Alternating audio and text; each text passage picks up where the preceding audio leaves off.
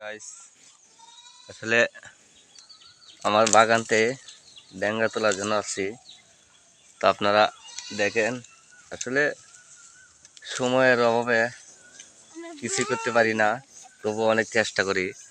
তো বন্ধুরা, এই যে দেন সম্পূর্ণ ভিডিওটা। তো বন্ধুরা, আমার মামাতো বোন সোনিয়া স্কুল থেকে ফুল লাগাইছে। সোনিয়া কয় টাকা খাইছো আপা? এদিকে আসো, এদিকে আসো, এদিকে আসো। বলো কয় টাকা খাইছো? কার সাথে খাইছো গোলটা?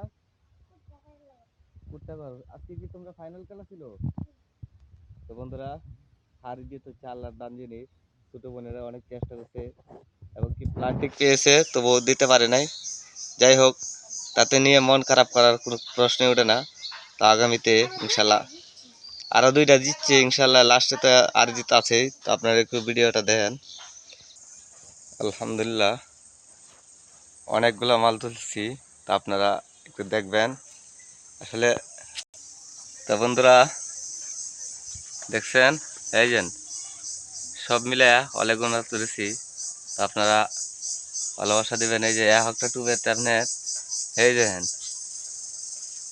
আপনারা দেখেন, ওই যে এটা হচ্ছে আমার লাউ বাগান, দেখছেন? এই যে আলহামদুলিল্লাহ ছাড়তেছে, আপনারা একটু এই যে অনেক সুন্দর সুন্দর ছাড়তেছে। আসলে কিছু নষ্ট হইব, কিছু থাকবে, এটাই তো স্বাভাবিক। তো আপনারা ভিডিওটাকে বেশি বেশি শেয়ার করবেন। ভালো থাকবেন, সুস্থ থাকবেন, যেন চলে আসতে পারি আবার। আল্লাহ হাফেজ।